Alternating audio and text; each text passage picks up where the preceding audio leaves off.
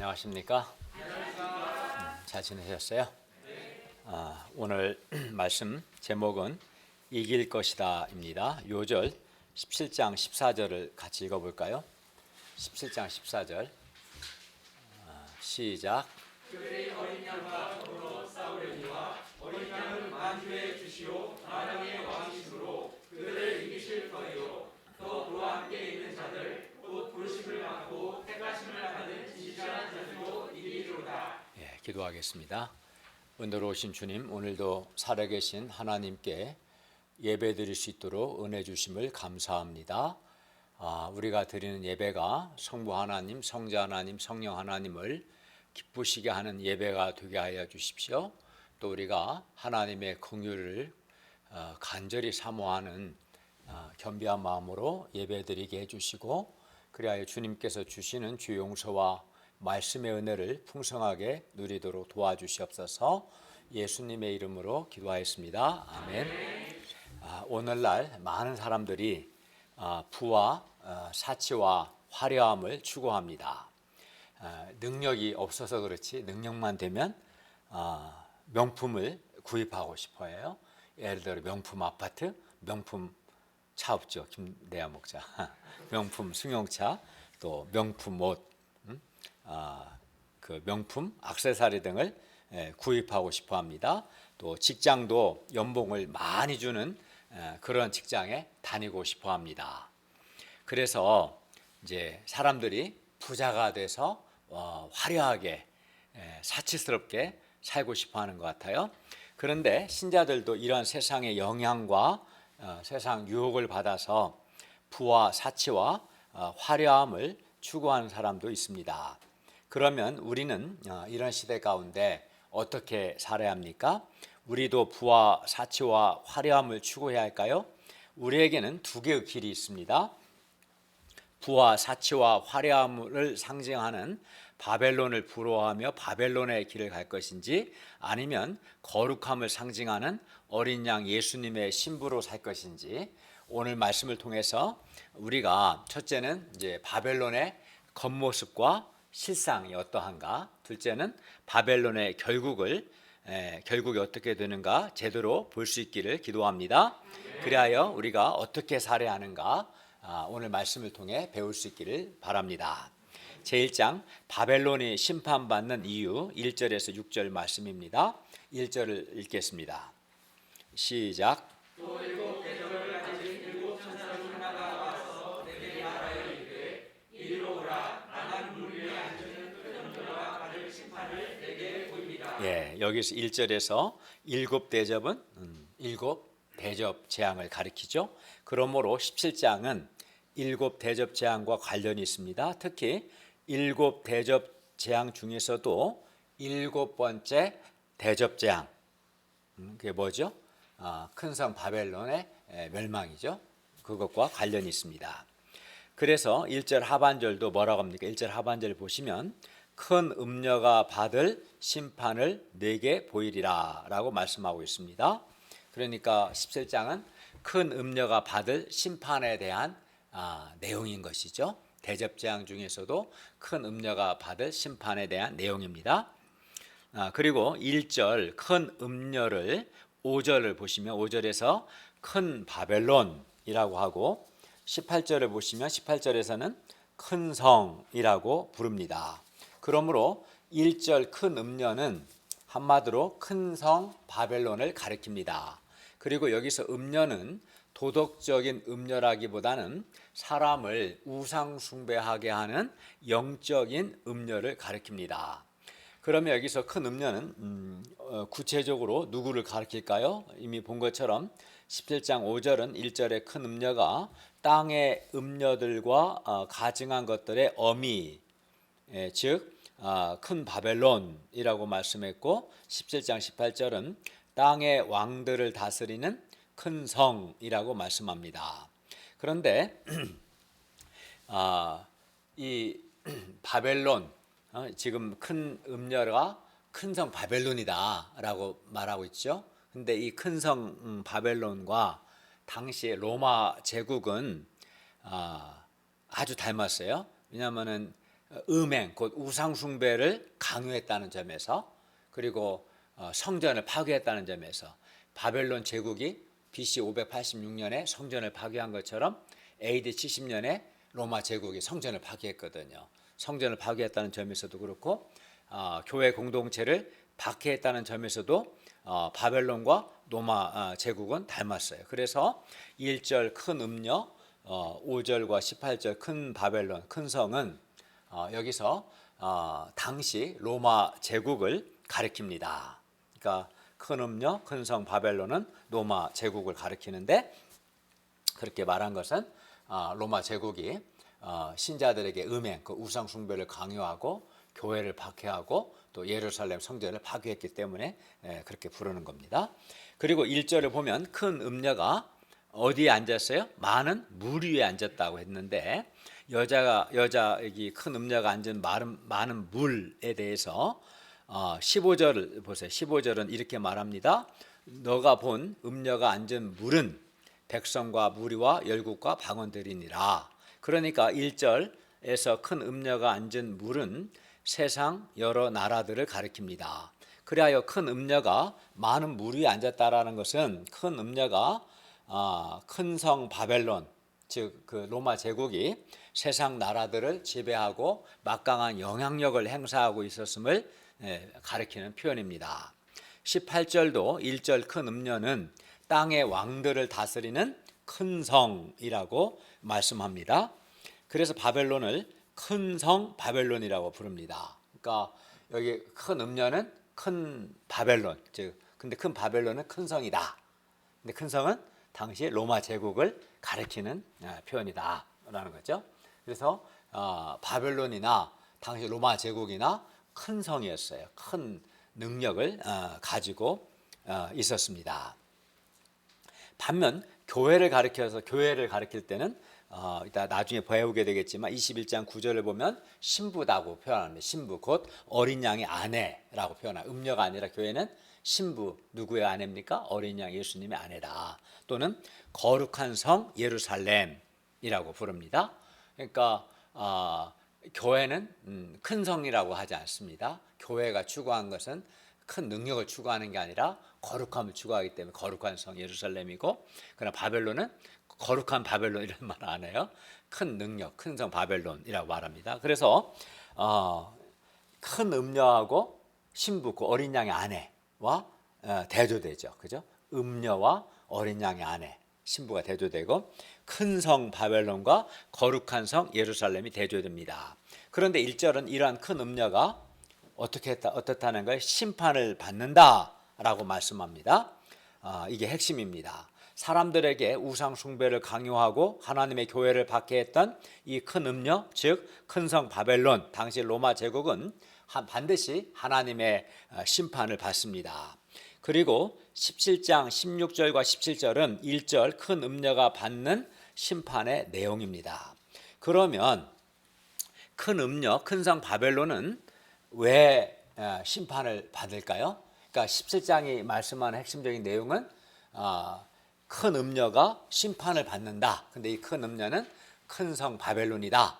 로마 제국이다. 그럼 왜 이 큰 음녀, 큰 성 바벨론이 왜 심판을 받는가에 대해서 말씀합니다. 첫째, 큰 음녀 바벨론은 음행을 했고 음행의 포도주에 취했기 때문에 심판을 받습니다. 2절을 보십시오. 큰 음녀가 하나님의 심판을 받는 이유는 땅의 임금들도 큰 음녀 바벨론과 더불어 음행했고 땅에 사는 자들도 큰 음녀 바벨론의 음행의 포도주에 취했기 때문입니다. 물론 여기서 음행은 문자적으로 간음이라는 말인데 영적인 음행, 즉 우상 숭배를 가리키는 표현입니다.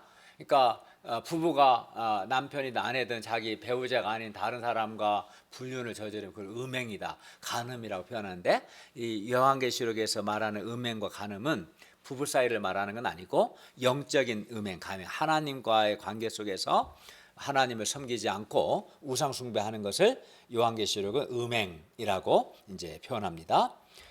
그래서 요한계시록은 크게 보면 우상 숭배하거나 우상 숭배를 강요하거나 또는 우상 숭배하지 않을 때 박해하는 그 모든 행위를 가리켜서 음행이라고 말합니다.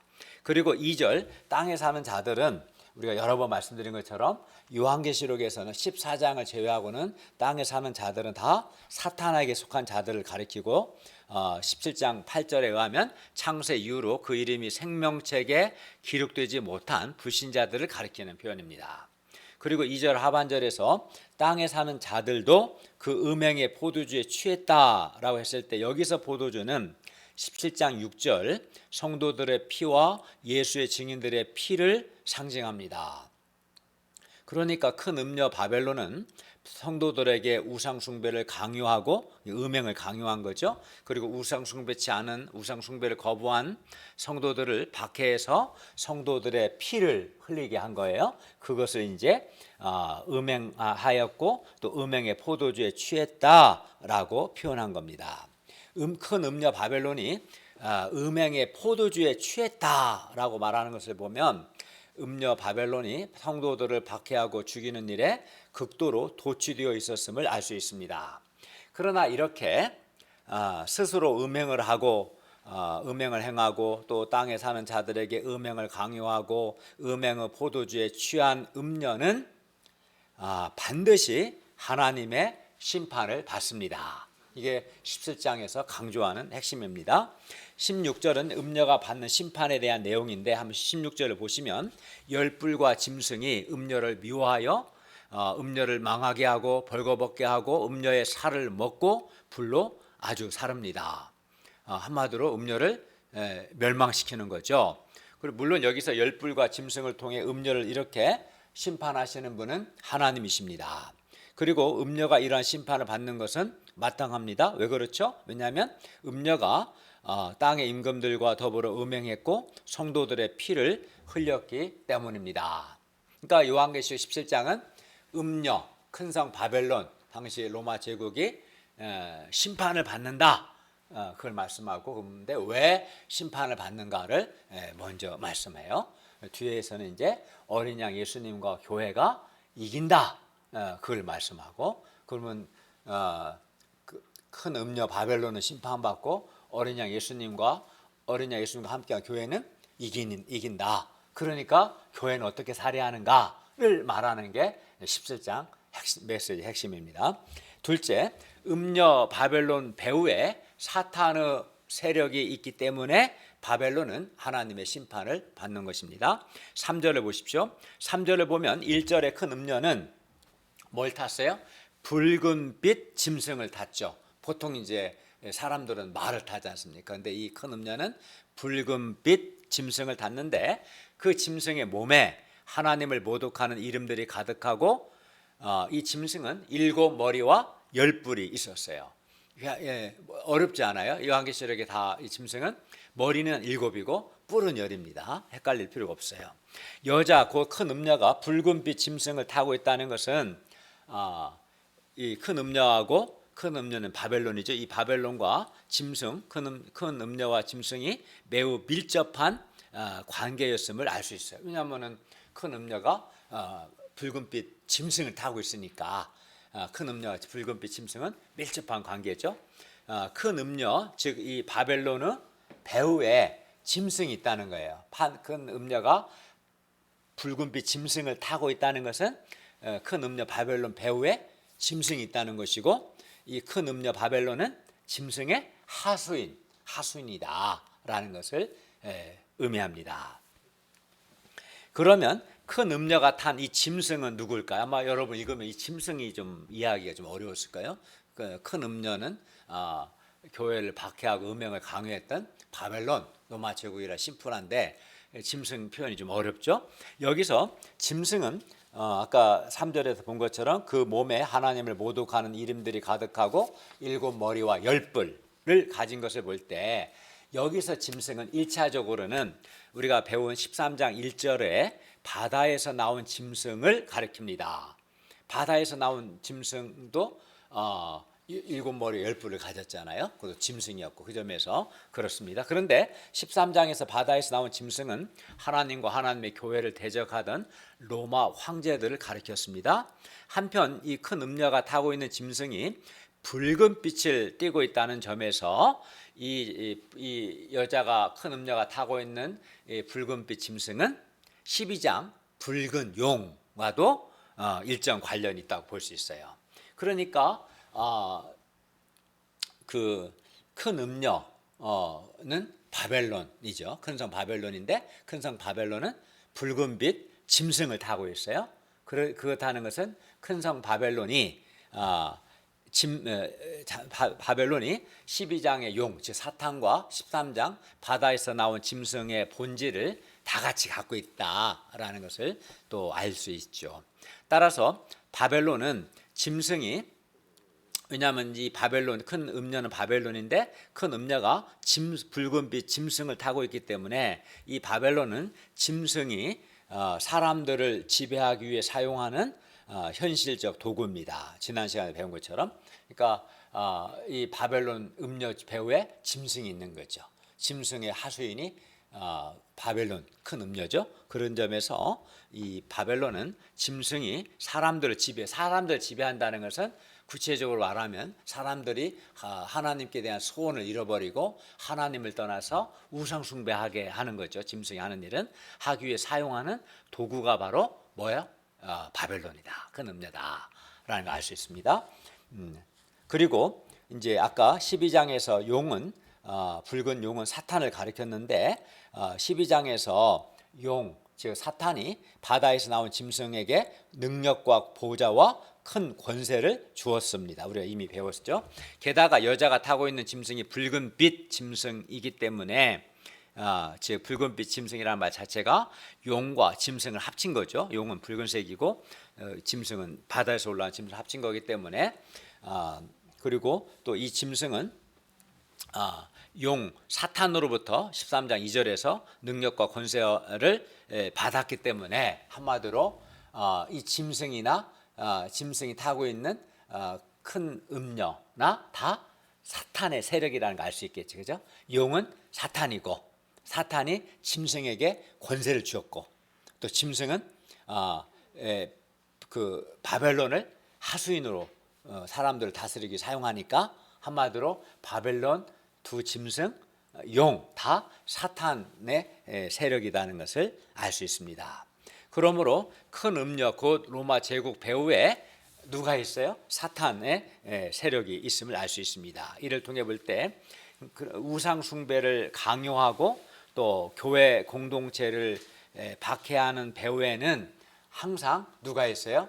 표면적으로 보이는 가장 먼저 보이는 세력은 바벨론의 큰 음녀가 있고 배후에 음녀 배후에는 짐승이 있고 짐승의 배후에는 사탄이 있는 거죠. 사탄적 세력이 있음을 알 수 있습니다. 요한계시록은 이제 우리에게 뭘 가르쳐 주냐면 당시 1세기 교회가 직면한 사람들은 바벨론이었어요. 근데 그것만 보기 쉬운데 이제 계시록 말씀은 바벨론의 중요합니다. 바벨론의 실체를 보여주는 거예요.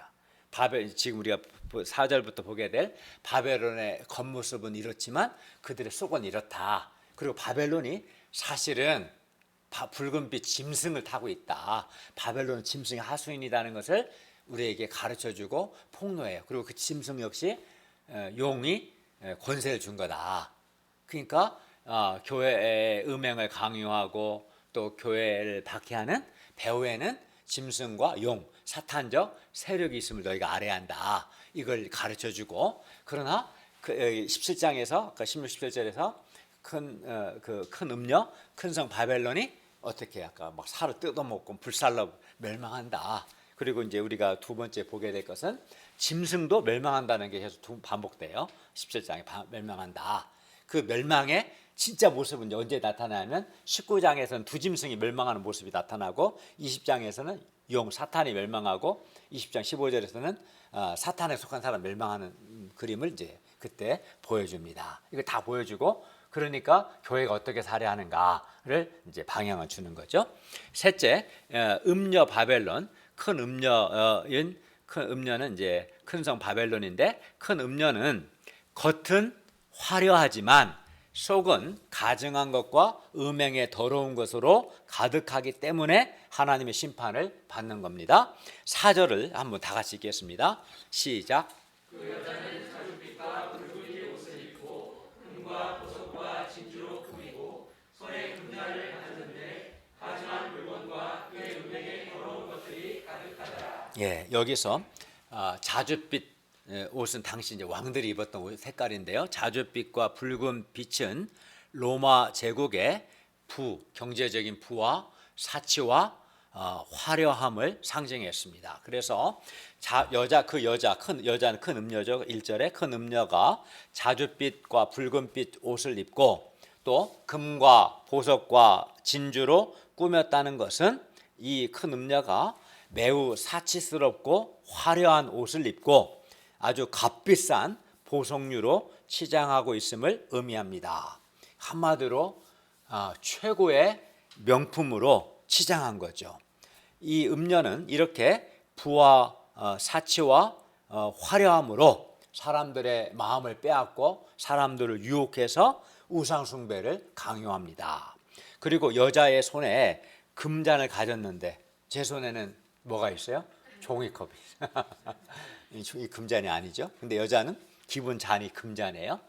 굉장히 부가 있죠.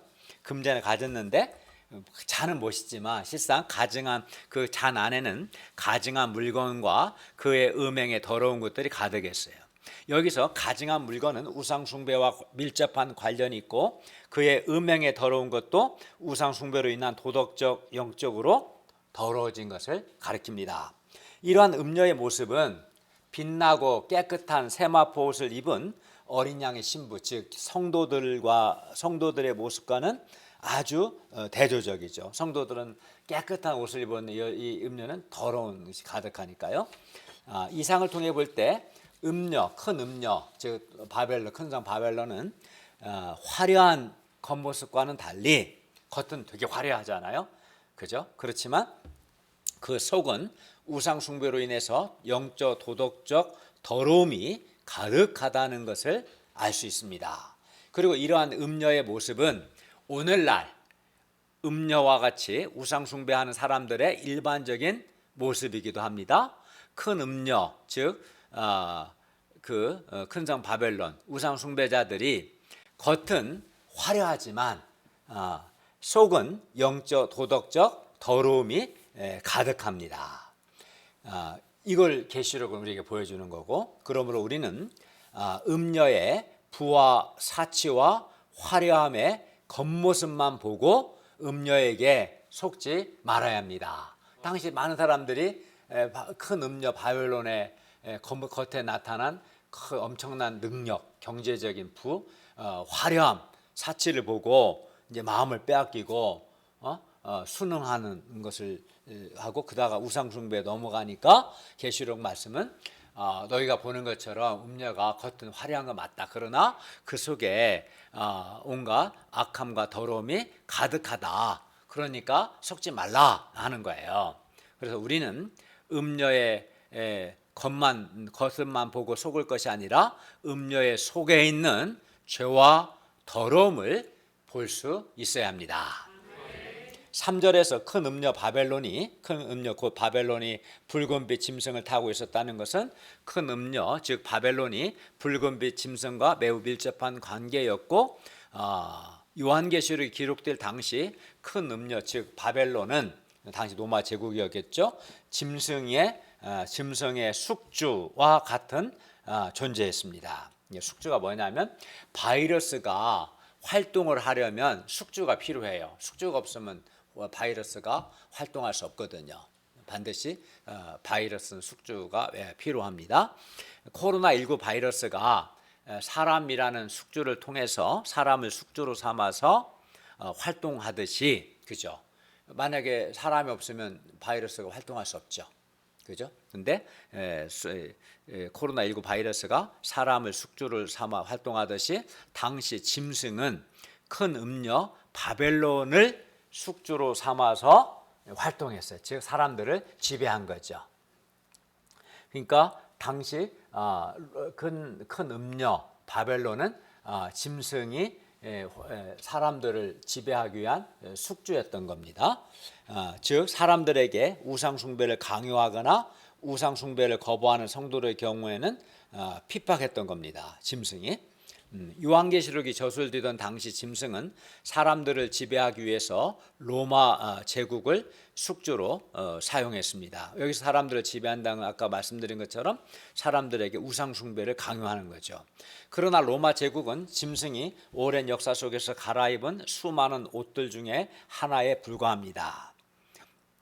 오늘날에는 1세기에는 로마 제국을 숙주 삼아 짐승이 사람들에게 우상 숭배를 강요하고 다스렸다면 오늘날은 그럴 수는 없죠. 어느 나라도 한 나라 국가 전체가 기독교를 박해하지는 않습니다. 그렇기 때문에 국가가 숙주가 되기는 어렵죠. 오늘날 현대 자유민주주의 국가에서는. 그러나 오늘날에는 돈이나 또는 많은 돈을 가진 사람이나 돈을 많이 가진 기관이 짐승과 사탄이 사람들을 지배하기 위해서 사람들에게 우상 숭배를 하게 하기 위해서 사용하는 숙주 곧 큰 음녀 바벨론이 될 가능성이 높습니다. 근데 이 본인은 내가 짐승의 숙주라는 것도 모르는 사람이 많아요. 짐승과 사탄은 지금도 사람들의 두려움과 사람들의 욕망을 자극해서 사람을 지배하기 위해서 이런 할 수 있는 이 사람들의 두려움과 욕망을 자극할 수 있는 존재, 즉 큰 음녀 바벨론을 끊임없이 찾아 나설 것이며 계속해서 옷을 바꿔 입고 나타나서 사람들을 지배하려고 합니다. 짐승의 지배한 핵심은 우상 숭배하는 걸 강요하는 거죠. 그래서 이 바벨론은 역사 내내 반복돼 옷을 바꿔 입을 뿐이지 오늘날 현대 그런 물질적인 풍요와 많은 돈과 사치와 화려함을 통해서 짐승이 사람들의 마음을 하나님을 향한 마음을 빼앗아서 사람들이 우상 숭배하게 하는 것이죠. 따라서 우리는 영적으로 깨어서 오늘날 짐승 곧 사탄적 세력이 숙주로 사용하는 큰 음녀 바벨론이 누구인가 분별할 수 있어야 합니다. 오늘날 짐승 큰 음녀 즉 사탄적 세력이 무엇을 숙주 삼아 사람들을 유혹하고 사람들의 마음을 빼앗고 사람들이 하나님이 아닌 돈이나 우상을 섬기게 하는가를 분별할 수 있어야 돼. 그걸 딱 분별을 해야지. 분별을 못하면 이제 짐승의 지배를 받게 되고 우상에 무릎을 꿇을 가능성이 높죠. 음녀는 그래서 오늘날에도 부와 사치와 화려함으로 사람들을 우상 숭배로 인도합니다. 아마 구체적으로 하나님을 섬기기보다도 돈을 이제 목표로 추구하는 돈을 우상 숭배하는 물론 그 배후에는 사탄이 있을 겁니다. 하나님을 대적하고 교회를 비방하고 박해합니다. 음녀의 부와 사치와 화려함은 세상 사람들에게 매우 매력적입니다. 사실 우리 사회를 보면 사람들이 부와 사치와 화려함에 열광하지 않습니까? 많은 사람들이 부유하고 화려하게 살고 싶어 합니다. 그래서 음녀의 유혹에 매우 또 취약합니다. 음녀가 제공하는 부와 사치와 화려함을 추구한 사람들은 자기도 모르게 음녀에게 미혹되어 영적인 음행, 곧 우상 숭배에 빠지게 됩니다. 세상에 공짜는 없습니다. 짐승과 큰 음녀는 부와 풍요, 사치, 화려함을 제공하고 우상 숭배를 요구하는 거예요. 공짜가 없는 겁니다. 그리고 그 결국은 음녀처럼 하나님의 심판을 받게 됩니다. 음녀는 이렇게 큰 음녀 바벨론은 이렇게 부와 사치와 화려함으로 사람들을 유혹할 뿐만 아니라 우상 숭배에 응하지 않는 성도들을 비방하고 박해합니다. 우리가 세상의 부와 사치와 화려함을 추구하면 우리는 음녀의 길로 가게 되고 나중에 음녀가 받는 심판을 우리도 받게 될 겁니다. 왜냐하면 음녀는 우리에게 부와 사치와 화려함을 제공하는 대신에 우리에게 영적인 음행을 요구하기 때문입니다. 하나님이 아니라 돈이 너에게 풍요와 행복을 준다 해서 하나님을 마음을 들이고 하나님을 섬기는 것보다 돈을 쫓도록 유혹하는 거죠. 배후에는 큰 성 바벨론, 큰 음녀, 짐승, 사탄적 세력이 있는 거죠. 그리고 음료를 따르게 되면 하나님을 떠나게 되고 우상 숭배자가 되는 겁니다. 따라서 우리는 음녀가 음행의 대가, 즉 우상 숭배의 대가로 제공하는 부와 사치와 화려함을 거부해야 합니다. 나는 어떠한 형태의 음녀가 제공하는 부도 사치도 화려함도 받지 않고 오직 하나님을 섬기겠다. 오직 하나님이 주시는 것으로 나는 만족하며 살겠다. 근데 부와 사치와 화려함이 목표가 되면 하나님을 떠나게 돼요. 마음이 떠나고 몸도 떠나고. 그래서 이제 음녀가 제공하는 부와 화려함 얻기 위해서 이제 음녀를 따르게 되고, 그럼 영적 음행을 하게 되고 우상 숭배를 하게 되는 거죠. 우리는 그렇기 때문에 음녀가 제공하는 부와 사치 화려함을 거부하고 어떻게 합니까? 어린 양 예수님의 신부답게 거룩함, 깨끗함, 영적, 도덕적 순결을 추구해야 합니다. 네. 그러니까 돈 좀 더 벌려고 막 예배도 빠지고 하나님께 대한 신실함도 저버리고 그런 자가 되면 안 되는 거죠. 그런 자는 벌써 영적 음행이 시작되기 시작하는 경고입니다. 우리가 어린 양 예수님의 신부로서 어린 양 예수님을 사랑하고 어린 양 예수님께 충성하고 헌신할 수 있기를 기도합니다. 음녀를 따르면 음녀가 멸망할 때 함께 멸망할 겁니다. 그러므로 우리가 부와 사치와 화려함을 추구할 것이 아니라 어린 양 예수님의 신부로서 거룩함과 깨끗함을 추구할 수 있기를 기도합니다. 우리 교회가 큰 음녀 바벨론이 제공하는 부와 사치와 화려함을 거부하고 나아가 바벨론이 제공하는 이 음녀가 제공하는 사치, 부, 화려함을 거부할 뿐만 아니라 이 큰 음녀 바벨론의 가치관과 문화를 거부하고, 그죠? 오늘 세상은 완전히 바벨론 문화거든요. 이 바벨론의 문화, 가치관을 거부하고 바벨론에 순응할 것이 아니라 바벨론에 저항하는 대한 공동체가 되기를 바랍니다. 그리하여 음녀 바벨론이 받을 심판을 받지 않고 어린 양 예수님의 신부로서 우리가 어린 양 예수님과 함께 이기게 되고 장차 영광스럽게 될 수 있기를 기도합니다. 제2장 어린 양과 그와 함께 있는 자들이 이기고 바벨론은 심판을 받습니다. 7절에서 18절 말씀입니다. 7절을 보십시오. 천사가 이르되 왜 놀랍게 여기느냐? 내가 여자와 그가 탄 7머리와 10뿔 가진 짐승의 비밀을 너에게 이르리라. 천사는 요한에게 여자가 탄 7머리와 10뿔 가진 짐승의 비밀을 가르쳐 줍니다. 8절을 보십시오. 여기서 8절에서 요한이 본 짐승이 전에 있었다가 지금은 없는 이유는 이 짐승이 지금 무저갱에 들어가 있기 때문입니다. 물론 여기서 무저갱은 문자적으로 우주의 어떤 특정 장소를 가리키는 것이 아니라 예수 그리스도의 십자가와 부활 승천 사건으로 인해서 짐승이 용이나 짐승이 결박되어 있는 상태를 상징적으로 무저갱에 있다 이렇게 표현한 거예요.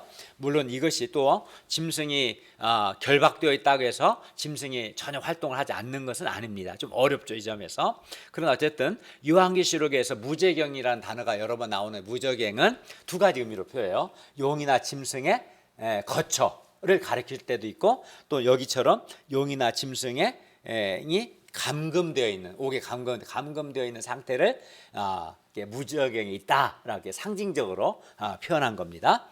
그 정도 이해하면 좋겠어요. 그리고 짐승이 언젠가는 장차 무저갱으로 또 올라옵니다. 그리고 그때 짐승은 13, 14절을 보시면 자신의 모든 힘을 동원해서 어린 양과 더불어 싸우려고 할 겁니다. 그러나 중요한 것은 8절 상반절을 보시면 짐승이 멸망으로 들어갑니다. 그죠? 짐승이 어떻게 멸망하게 되는가? 짐승의 멸망은 19장 19절에서 21절에 자세히 나옵니다. 그때 자세히 볼 것이고요. 사탄적 세력인 짐승은 반드시 멸망합니다. 그 멸망한다는 말씀이 11절에 또 나와요. 그가 멸망으로 들어가리라. 그러니까 요한계시록 17장은 그 큰 음녀, 큰 성 바벨론이 철저히 멸망한다는 것과 바벨론이 타고 있는 그 붉은빛 짐승, 바벨론 배후에 있는 그 짐승 역시 멸망한다. 이거를 이제 반복해서 말씀합니다. 사탄적 세력인 짐승은 반드시 멸망합니다. 17장 14절은 짐승이 어린 양 예수님에게 패할 것을 말씀하고 나중에 보게 될 19장 20절은 짐승이 장차 산채로 유황불 붙는 불못에 던져질 것에 대해서 말씀합니다. 그게 이제 짐승이 멸망으로 들어간다는 표현이죠. 그러므로 우리는 음녀뿐만 아니라 짐승을 따르지 않아야 합니다. 9절을 보십시오. 짐승을 이해하려면 지혜가 필요한데요. 그리고 짐승의 7 머리는 2가지입니다. 여자가 앉은 뭐라고 그랬어요? 9절에 여자가 앉은 7 산을 가리킵니다. 여기서 7 산은 1세기 당시 로마를 가리키는 표현이었습니다. 왜냐하면 당시 로마는 제가 카톡에 공유한 사진을 봐서 아시겠지만 지금도 그래요. 7 산 위에 세워졌어요. 우리나라 만약에 대한민국은 강북과 강남 사이에 한강이 흐릅니다. 이렇게 하면 우리 한국이라는 걸 알 수 있잖아요. 그처럼 7 산 위에 세워졌습니다. 그게 로마를 가리키는 표현이에요. 그러니까 7 머리, 7 머리 10뿔 중에서 7 머리는 7 산을 즉 가리키는 로마를 가리키는 표현이기도 하고요.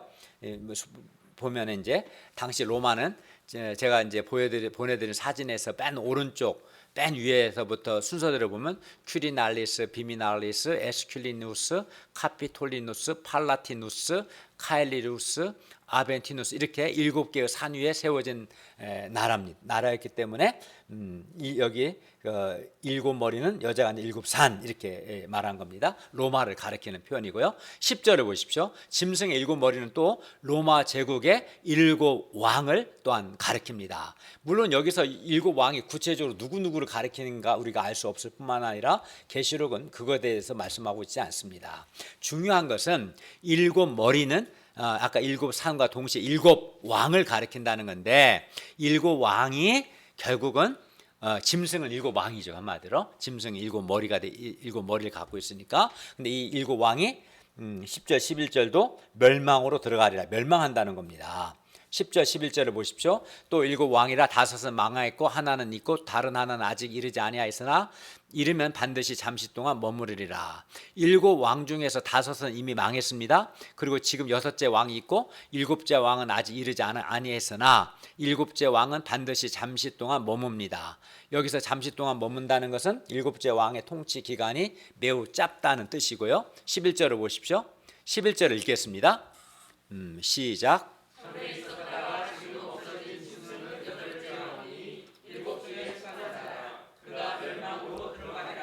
예, 여기서 전에 있었다가 지금 없어진 짐승은 8째 왕으로 7 왕에 속한 자입니다. 그러니까 이 8째 왕은 본래 아까 7 머리는 7 왕이라고 했는데 7 왕 중에 하나였다가 다시 8번째 등장한다는 그런 뜻입니다. 이 짐승이 이처럼 7 왕과 큰 음녀 즉 바벨론 즉 로마 제국은 짐승이 사람들을 계속 지배하기 위해서 갈아입고 나타나는 여러 옷 중에 하나에 불과합니다. 그러니까 짐승은 한 왕의 옷을 입고 지배하다가 그 왕이 죽고 나면 다시 또 다른 왕의 옷을 입고 나타나 사람들을 지배하는. 그러나 중요한 것은 8번째 그 왕을 통해서도 지배하겠지만 그 8번째 왕도 멸망한다는 거예요. 멸망. 이를 통해 볼 때 하나님을 대적하고 교회를 박해했던 큰 성, 큰 음녀, 큰 성 바벨론도 멸망하고 또 바벨론의 배후에 있었던 짐승도 멸망한다는 것을 알 수 있어요. 그래서 이제 1절에서는 큰 음녀가 심판을 받는다. 그 심판의 내용이 16, 17절이고요. 그리고 큰 음녀가 타고 있는 붉은빛 짐승 역시 멸망한다. 그 얘기가 8절 하반절에 한번 나오고 또 11절에도 반복해서 나오죠. 그렇죠? 12절을 보십시오. 네가 보던 10뿔은 10왕이니 그러니까 7 머리나 10뿔의 근본이 왕들을 가리키는 표현입니다. 10왕이니 아직 나라를 얻지 못하였으나 다만 짐승과 더불어 임금처럼 한동안 권세를 받으리라. 여기서 10뿔은 10왕으로 짐승의 통제 아래에 있는 세상 왕들을 가리킵니다. 여기서 10왕을 당시 소아시아에서 소아시아 지역에서 황제 숭배 종교 의식을 주도했던 지방 정부의 총독들로 봅니다. 그리고 이러한 세상 왕들 총독들은 짐승과 더불어 임금처럼 한동안 권세를 받습니다. 그들의 권세는 영원하지 않고 일시적입니다. 13절을 보십시오. 그들 곧 열 왕이 한 뜻을 가지고 자기의 능력과 권세를 누구에게 줍니까? 짐승에게 주었어요. 그리고 14절 상반절을 보시면 열 왕이, 열분은 열왕이죠. 자기 능력과 권세를 짐승에게 준 목적이 뭡니까? 어린 양 예수님과 싸우기 위해서입니다. 그러니까 어린 양 예수님과 싸우기 위해서 열불 열왕이 짐승에게 권세를 준 거예요. 14절을, 그러면 이 싸움에서 누가 이깁니까? 14절을 다 같이 읽겠습니다. 시작. 그들이 어린 양과 더불어 싸우려니와 어린 양은 만주에 주시오 만왕의 왕이시로 그들을 이기실 터이요 또 그와 함께 있는 자들을 곧 부르심을 받고 택하심을 받은 신실한 자들도 이기리로다. 14절 상반절 그들은 짐승과 열 왕을 가리키는데 짐승과 열 왕은 사탄적 세력입니다. 그리고 짐승과 열 왕 이 연합군과 어린 양 예수님과의 싸움에서 어린 양 예수님께서 이기시고 어린 양 예수님과 함께한 신자들도 이깁니다. 왜 그렇습니까? 왜냐하면 어린 양 예수님은 만주의 주가 되시고 만왕의 왕이 되시기 때문입니다. 여기서 어린 양 예수님과 함께 있는 자들을 가리켜서 뭐라고 그랬어요? 부르심을 받고 택하심을 받은 진실한 자들이라고 했습니다. 이를 통해 볼 때 신자는 하나님의 주권적인 부르심을 받고 하나님의 택하심을 받은 자들임을 알 수 있습니다. 그러므로 우리가 신자가 된 것은 전적으로 하나님의 은혜로 된 것입니다. 그런데 신자를 가리켜 성경은 또 뭐라고 했어요? 진실한 자들이라고 말씀합니다. 여기서 진실한 자들이라는 것은 신실한, faithful한 자들이라는 뜻입니다. 어린 양 예수님께 신실한 자들이다, 즉 변함없는 한결같은 자들이다 라는 뜻이에요. 신자는. 그러므로 우리는 우리를 부르시고 택하신 하나님 은혜에 감사해서 어린 양 예수님께 신실한, 변함없는 한결같은 자들이 되어야 합니다. 신자의 특성은 그겁니다. 진실한, 즉 신실한 자가 되어야 하는 거예요. 당시 로마는 외적으로 거대하고 화려했습니다. 반면 하나님의 교회는 작고 초라했습니다. 뿐만 아니라 교회는 박해도 받고 있었습니다. 그래서 짐승과 바벨론과 열왕이 승리자이고 교회는 패배자처럼 보였습니다. 그러나 이것은 일시적인 현상에 불과합니다. 최후에는 교회가 이깁니다. 왜냐하면 만주의 주시오 만왕의 왕이신 예수님께서, 어린 양 예수님께서 짐승과 열 왕으로 대표되는 사탄적인 세력을 이기시기 때문입니다.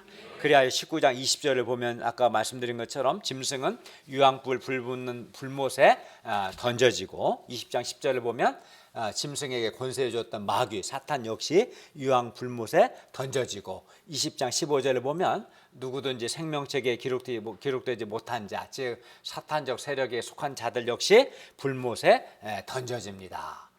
16절은 큰 음녀 바벨론이 하나님의 심판을 받는 모습입니다.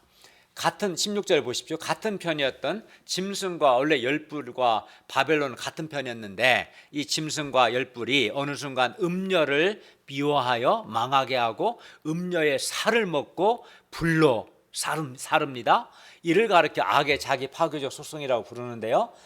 그러면 왜 악의 세력이 왜 자기들끼리 싸우는 걸까요? 이는 하나님께서 그렇게 하셨기 때문입니다. 17절에 보십시오. 이는 하나님이 자기 뜻, 즉 하나님의 뜻대로 할 마음을 그들 곧 짐승과 열왕에게 주사 한 뜻, 물론 여기서 한 뜻은 큰 음녀 바벨론을 망하게 하는 것을 가리키고 이것을 이루게 하려고 그들의 나라 곧 열왕의 나라를 그 짐승에게 주게 하셨기 때문입니다. 그리고 이렇게 하여 결국 1절 하반절 큰 음녀가 받을 심판, 즉 큰 음녀 바벨론의 심판에 관한 하나님의 말씀이 어떻게 됩니까? 성취됩니다. 이 상에서 우리는 먼저 큰 음녀 바벨론과 짐승의 실체 또 멸망에 대해서 배웠습니다. 겉으로 볼 때 큰 음녀, 큰 성 바벨론은 부와 사치와 화려함으로 아주 인간적으로 매력적입니다. 큰 능력이 있고 큰 부가 있고 화려함이 있으니까 얼마나 매력적이겠습니까? 그러나 바벨론의 본질은 뭡니까? 음행이었어요. 음행. 즉 우상 숭배이고 그 속에는 가증함과 더러움이 가득했다고 했습니다. 하나님께서 이러한 큰 음녀 바벨론을 짐승과 열왕을 통해 망하게 하시고 벌거벗게 하시고 그의 살을 먹고 불로 아주 사르게 하셨습니다. 바벨론은 반드시 하나님의 심판을 받아 멸망합니다. 근데 지금은 큰 능력을 가지고 화려해 보이지만 반드시 바벨론은 하나님의 심판을 받습니다. 그러므로 우리는 큰 음녀 바벨론의 이러한 외적인 모습 곧 부와 사치와 화려함을 보고 미혹되지 않도록 주의해야 합니다. 바벨론의 부와 사치와 화려함을 보고 따라가는 자는 바벨론과 함께 그 사람 역시 멸망한다는 것을 알아야 합니다. 다음으로 우리는 어린 양 예수님과 교회가 이긴다, 이 사실을 배웠습니다. 교회가 우상 숭배를 거부하고 어린 양 예수님께만 충성하는 삶을 살고 또 영육간에 순결하고 거룩한 삶을 살고자 할 때 교회는 박해를 받고 불이익을 받습니다. 비방을 받습니다. 세상을 보면 용과 짐승과 바벨론이 이기고 어린 양 예수님과 교회는 패배하는 것처럼 보였습니다. 그러나 최후에는 만왕의 왕이신 어린 양 예수님과 교회가 승리합니다. 그죠? 계시록은 명확하게 보여줍니다. 큰 성 바벨론은 당장은 화려하고 능력 있지만 결국은 큰 성 바벨론도 음녀도 멸망하고 배후의 짐승도 멸망하고 짐승에게 권세해 준 사탄도 불못에 던져지고 반면 어린 양 예수님과 그와 함께한 교회는 승리한다. 이거를 계시록은 반복해서 우리에게 말씀합니다. 그러면 우리는 어떻게 살아야겠습니까? 우리는 큰 음녀가 제공하는 부와 사치와 화려함을 거부해야 합니다. 음녀가 제공하는 것은 어떤 것도 제공해야 합니다. 다 음행의 대가로 주어지는 거니까 제공해야 합니다. 거부해야 합니다. 어린 양 예수님의 그리고 신부답게 빛나고 깨끗한 흰옷을 입어야 합니다. 즉 흰옷을 입는다는 것은 거룩하고 순결한 삶을 사는 것을 의미합니다. 어린 양 예수님께 진실한 즉 신실한 자가 되어야 합니다. 그리할 때 예수님과 함께 우리가 이기게 될 것입니다. 결론입니다. 지금 당장은 지금 우리 시대도 그렇죠. 큰 음녀 바벨론이 큰 능력이 있습니다. 부와 사치와 화려함으로 자기를 꾸미고 있기 때문에 인간적으로 보면 매력적으로 보입니다. 그리고 바벨론은 부와 사치와 화려함으로 사람들을 음행하게 하는 즉 유혹해서 우상 숭배하게 하고 또 우상 숭배하지 않는 신자들을 비방하기도 하고 박해하기도 합니다.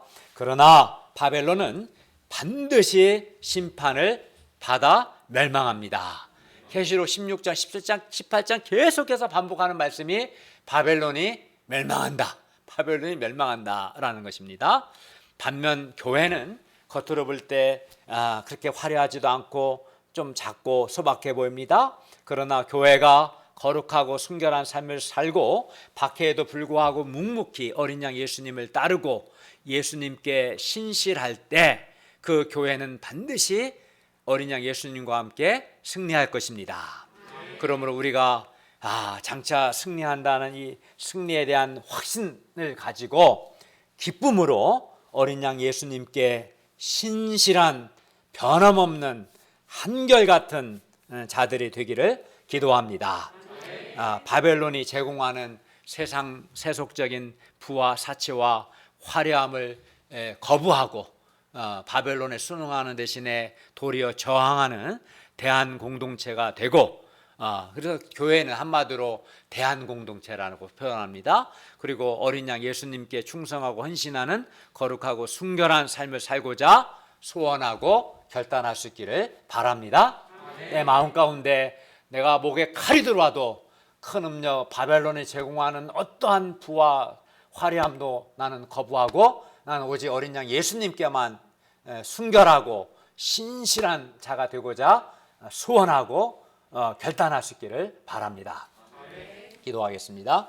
주님, 오늘 말씀을 통해서 바벨론이 큰 능력을 가져서 겉으로는 부와 사치와 화려함이 있지만 그 속에 더러움이 가득하고 또 바벨론은 사람들로 하여금 음행하게 하고 교회를 박해했기 때문에 또 사탄의 앞잡이였기 때문에 심판을 받는다는 것, 또 바벨론 배후에 있는 짐승 역시 심판을 받고 반면 어린 양 예수님과 교회가 이긴다라는 것을 우리에게 가르쳐 주셔서 감사합니다. 우리가 승리의 확신 가운데 기쁨으로 오직 어린 양 예수님께만 충성하고 헌신하고 신실한 자가 되고자 소원하게 해주시고, 어떤 경우에도 음녀가 제공하는 부와 화려함을 거부하고 어린 양 예수님을 섬기고 주님이 주시는 것으로 만족하며 즐거워하며 살게 하여 주시옵소서. 예수님의 이름으로 기도하였습니다. 아멘.